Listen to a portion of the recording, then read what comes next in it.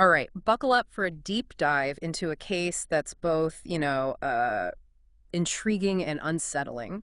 We're heading to Shepparton, Australia, Right. a town that was just rocks, like shaken to its core back in 1966 by a double homicide that went unsolved for like nearly 2 decades. Oh, wow. And adding to the mystery, Yep. the nickname they gave to the prime suspect, Mr. Stinky. Mr. Stinky.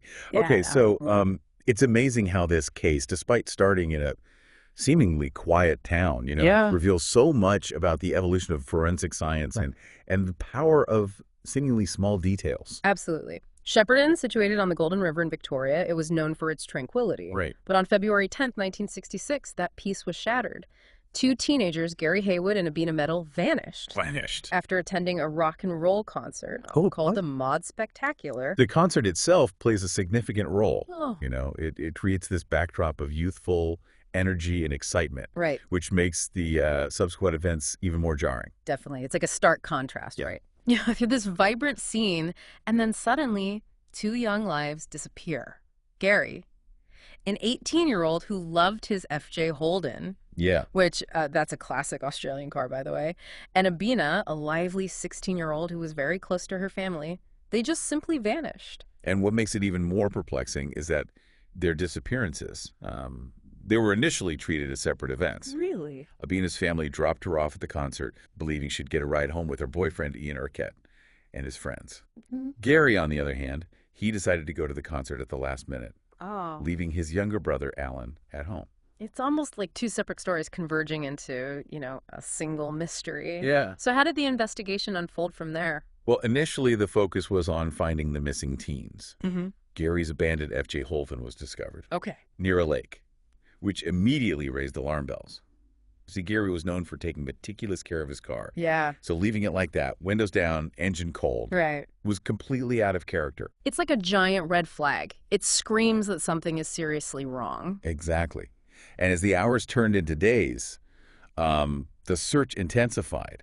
It became one of the largest police efforts Victoria had ever seen. Mm-hmm. Volunteers, divers, even duck hunters during their season were enlisted to help find any trace of Gary and Abina. Wow. That really shows the impact this had on the community. Yeah. Everyone was searching. Yeah. Desperate for answers. Absolutely. And then about a week after they disappeared, Abina's white handbag was found, Oh. discarded under a bridge, miles away from town. Really? It contained some personal items and a single-pound note, but no Abina. So that must have shifted the investigation significantly, right? Yeah, From a missing persons case to something, potentially more sinister. precisely. The handbag suggested foul play, turning the search for missing teenagers into a potential homicide investigation. Right. This discovery dramatically changed the narrative, creating a wave of fear and uncertainty in Shepparton. And then the worst fears were confirmed. Yes. 16 agonizing days after their disappearance, two teenage boys who were out rabbit shooting near the Golden River stumbled upon a horrifying scene. Oh, geez. Two bodies decomposing in the Australian heat were found in a remote area. One was concealed under a red gum tree, while the other lay exposed nearby. It's hard to imagine the shock and horror of that discovery. So what did the crime scene reveal? It was Gary and Abina. Oh. The scene indicated a brutal and calculated crime. Gary had been shot in the head, and Abina had suffered a severe beating and sexual assault. Oh, my goodness. The distance between the bodies and the missing rug from Gary's car suggested a deliberate and methodical approach, Right. not a random act of violence. This wasn't just a crime of passion. No. It was something planned and executed with chilling precision. So how did the police approach the investigation at this point? Well, with the confirmation of the murders, the investigation went into overdrive. They had a crime scene, potential evidence, but no clear suspect. They began by exploring various theories, focusing on individuals who might have been at the concert, Yeah. including local teenagers, transient fruit pickers who were in town at the time, Oh. and even attendees of the concert itself. It's like trying to piece together a puzzle with missing pieces, right? You're looking Yeah. for connections, Yeah. motives, anything that might lead to the killer. Exactly. And in their pursuit of answers, one person quickly came under intense scrutiny. Abina's boyfriend, Right. Ian Urquhart. Because he was the one who had threatened Gary. Right. Yes. Remember, there were conflicting accounts about Ian's reaction when he learned Abina was going to the concert with Gary. Right. Some claimed he was angry and had made threats. Yeah. This, coupled with the fact that Abina was last seen with him, made him a prime suspect. So what happened to Ian during the investigation? He became the target of aggressive police tactics. Real. He was interrogated relentlessly, subjected to both verbal and physical pressure by detectives convinced he was hiding something. It's important to remember that investigative techniques in the 1960s were vastly different from what we see today. There was a heavy reliance on confessions, often obtained through methods that would be considered unacceptable by today's standards. It makes you think about the psychological impact of being wrongly accused, Yeah. especially under such intense pressure. So did Ian ever confess? No, he never cracked under the pressure. Hmm. Despite the relentless interrogation, he maintained his innocence. Wow. But the suspicions surrounding him, the constant questioning, the scrutiny from the community took a heavy toll. Yeah. It ultimately led him to relocate, seeking a fresh start far away from Shepparton. Tragically, he died in a car accident a few years later, forever marked by the shadow of that unsolved case. It's a heartbreaking reminder of how an unsolved crime can leave lasting scars, you know? Not just on the victims' families, but also on those wrongly accused. So with Ian seemingly out of the picture, the case went cold. Yes, for a time. Okay. It seemed like the trail had gone cold. All right. Shepparton was left to grieve, haunted by the unsolved murders and the lingering questions about who was responsible. But the story doesn't end there. While the town was trying to heal, a new wave of terror was unfolding in Melbourne, a city miles away from Shepparton. This is where the nickname Mr. Stinky comes into play, right? That's right. A shadowy figure who would later be linked to the Shepparton murders began terrorizing young mothers in their homes, breaking in and subjecting them to horrifying ordeals. He earned the chilling nickname Mr. Stinky due to a peculiar odor that clung to him. Oh, really? A mix of cigarettes, sweat, and something like bitumen or diesel fuel. It's fascinating how sensory details like a particular smell can become so central to an investigation, almost like a calling card. Absolutely. Yeah. That odor would become a crucial clue, linking a string of seemingly unrelated crimes, and ultimately leading investigators back to Shepparton and the unsolved murders of Gary and Abina. So we have this terrifying figure, Mr. Stinky, committing these awful crimes in Melbourne. Did the police have any leads on him at this point? Well, they were trying everything they could to catch him. A composite sketch was circulated based on descriptions from his victims, and they even went as far as creating a sculpted bust, nicknamed Boris, hoping someone would recognize him. But Mr. Stinky remained elusive. It's almost like he was a ghost, Sure. a phantom haunting Melbourne. So how did they eventually connect him to the Shepparton murders? It all came down to a seemingly insignificant detail: fingerprints. Years after the Shepparton murders, during the height of the Donvale rapists' reign of terror, Mr. Stinky's fingerprints were discovered on Gary Haywood's abandoned F.J. Holden. Wait, what? They had his fingerprints from the car all along. Why didn't they find a match sooner? Well, remember, this was the 1960s. Fingerprint databases were much more limited than they are today. Back then, fingerprints were primarily used to confirm a suspect's identity, not necessarily to search for an unknown perpetrator. It wasn't until years later, with the advancement of fingerprint technology and the creation of more comprehensive databases, that they were able to run those prints and get a hit. It's incredible how a single detail, overlooked for years, could suddenly become a key piece of the puzzle. So what happened once they had the fingerprint match? Well, it was a game changer for the investigation. It meant that the Donvale rapist, Mr. Stinky, was also responsible for the murders of Gary and Abina. It breathed new life into the cold case, transforming it from a tragic mystery into an active hunt for a dangerous predator. I bet that news must have sent shockwaves through Shepparton, after all these years, to finally have a solid lead on the person who had shattered their community. Absolutely. And the pressure was on to catch this guy before he could strike again. A special task force was assembled, dedicated to uncovering Mr. Stinky's true identity.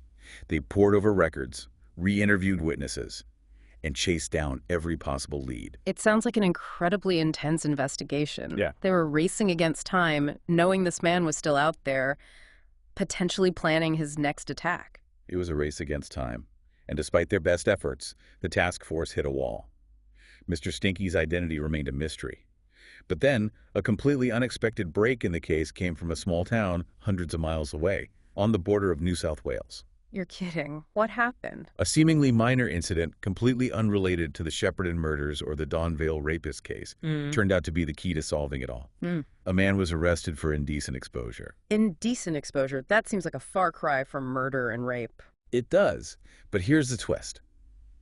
In New South Wales at that time, they had a mandatory fingerprinting policy for all offenders, even for minor offenses like indecent exposure. And guess whose fingerprints popped up in the database when they ran this man's prints? Mr. Stinky, you've got to be kidding me. That's incredible. It's a perfect example of how seemingly insignificant events or policies can have a ripple effect, sometimes leading to unintended but profound consequences. In this case, a routine fingerprinting procedure for a minor offense cracked open one of Australia's most notorious criminal cases. It's like something out of a movie. So who was this guy? What was his name? His name was Raymond Edmunds. Raymond Edmunds. So what happened once they had him in custody? He was immediately brought in for questioning about the Shepparton murders and the Donvale rapist attacks. And in a surprising turn of events, he confessed. He confessed, just like that. Yes, he admitted to killing Gary and Abina and to the string of rapes in Melbourne. But his confession was riddled with inconsistencies and discrepancies. He claimed it was a crime of passion, that Gary had a gun, and that Abina tried to run away. But something doesn't sound right about that. It doesn't seem to fit with the methodical nature of the crime scene or the calculated brutality of the Donvale rapist attacks. Exactly. The detectives sensed something was off. They didn't buy his story for a second. They knew Edmunds was a cunning individual, capable of manipulating the narrative to his advantage. So they continued their investigation, digging deeper into his past, tracking his movements, and meticulously piecing together a more accurate picture of his crimes. So what did they discover? They uncovered a disturbing pattern of violence and instability in Edmunds' past. He had a troubled childhood, was adopted, and bounced around from town to town, never quite fitting in. They learned about incidents of cruelty towards animals and violent outbursts, suggesting a deep-seated darkness within him. It's almost like they were uncovering the origins of Mr. Stinky, the gradual transformation of Raymond Edmunds into this terrifying figure. Precisely. And as they delved deeper, they found even more damning evidence linking him to the Shepparton murders. Remember that farm where Edmunds had worked back in '66? The one the police visited but never thoroughly investigated? Yes, I remember. Well, they went back to that farm and discovered spent cartridges from a .22 caliber rifle buried in the dirt where Edmunds used to practice shooting. The same caliber that killed Gary Haywood. That's huge. It directly contradicts his claim that Gary had a gun. What else did they find? They found pieces of a broken gun stock and a telescopic sight in a shed Edmunds had used. Those pieces fit a Mossberg rifle, the type of rifle used in the murders. The evidence was piling up and Edmunds knew it. He was trapped. It's like the walls were closing in on him, all thanks to the meticulous work of those detectives. Absolutely. And faced with overwhelming evidence, Edmunds finally cracked.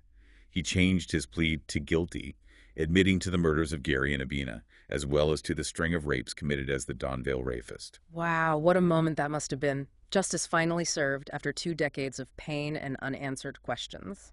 It was a bittersweet victory. It brought a sense of closure to the families of Gary and Abina and to the victims of the Donvale rapist, but it couldn't erase the trauma and suffering they had endured. And as you might imagine, this wasn't the end of the story. Edmunds' confession opened up a whole new chapter, raising even more chilling questions. So Edmunds confesses, admits his guilt, and is sentenced to life in prison. You'd think that would be the end of it. But it sounds like there's more to this story. You're right. Remember how Edmunds had hinted at other crimes during his initial interrogation? Yeah. Well, after his conviction, those hints took on a whole new significance. Police started looking into unsolved cases from the same era, particularly those involving young women who were victims of violence. It's chilling to think that there might be other victims out there, other families who've been living with unanswered questions for, like, decades. It's a heartbreaking reality. Yeah.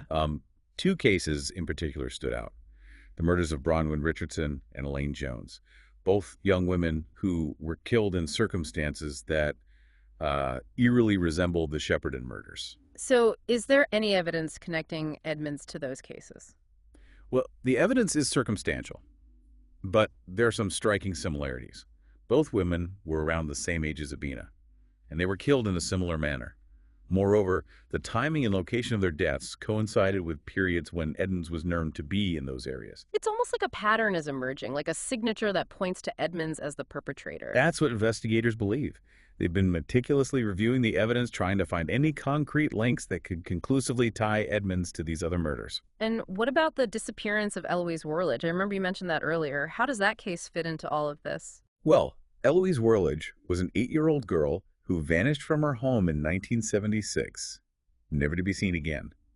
It's a case that has haunted Australia for decades, and there have been numerous theories about what happened to her. So what makes investigators think Edmunds might be involved? Again, it's largely circumstantial, Yeah. but there are some troubling connections. Edmunds was known to be in the area at the time of Eloise's disappearance, and his history of violence against women and young girls makes him a person of interest. It's a lot to take in, you know? To think that this man, responsible for so much pain and suffering, might have gotten away with even more crimes, it's almost too much to bear. It's a heavy weight to carry, not just for the families of the victims, but also for the investigators who dedicate their lives to seeking justice. And this case in particular highlights the challenges and complexities of cold case investigations. Speaking of challenges, you mentioned earlier that there have been significant advancements in forensic science since the 1960s. Could those advancements help solve some of these unsolved cases? Absolutely. DNA technology, for example, has revolutionized criminal investigations. Back then, they relied on fingerprints, eyewitness accounts, Hmm? and often coerced confessions. Now, we have the ability to analyze DNA evidence, even from degraded samples, with a level of precision that was unimaginable back then. So you're saying it's possible that they could find DNA evidence linking Edmunds to these other crimes even after all these years? It's definitely possible. And there's another tool that could be incredibly valuable in these cases: familial DNA searching. What's familial DNA searching? It's a technique that allows investigators to search DNA databases for partial matches, which could lead them to relatives of the perpetrator. Think about it. If Edmunds have a brother, a son, or even a distant cousin whose DNA is in a database, it could provide the missing link they need to connect him to these unsolved crimes. That's incredible. It's like a whole new avenue for solving cold cases. But I imagine there must be some ethical considerations with this kind of technology. You're right, there are. Familial DNA searching raises questions about privacy and the potential for miscarriages of justice. Imagine being investigated for a crime simply because your DNA partially matches that of a relative who committed a crime. It's a complex issue with no easy answers. It sounds like a balancing act, weighing the need for justice against the protection of individual rights. Exactly. As technology advances, we're faced with new ethical dilemmas that require careful consideration and open discussion. In this case, the case of Mr. Stinky, also known as Raymond Edmunds, is a stark reminder of that.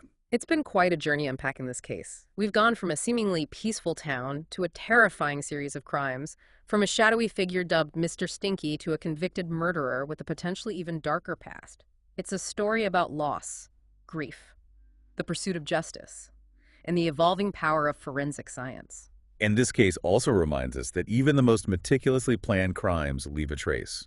It's a testament to the dedication of investigators who tirelessly seek answers. And it offers hope that even the coldest of cases might one day be solved. And perhaps with the advancements in forensic technology, we might finally get answers for the families of Bronwyn Richardson, Elaine Jones, and little Eloise Worlidge. It's a thought that both haunts and compels us to keep seeking the truth, no matter how long it takes. Well, that's our deep dive into the chilling case of Mr. Stinky. We've covered a lot of ground, and I'm sure you'll agree it's a case that stays with you long after the story is told. Until next time, stay curious and keep those thinking caps on.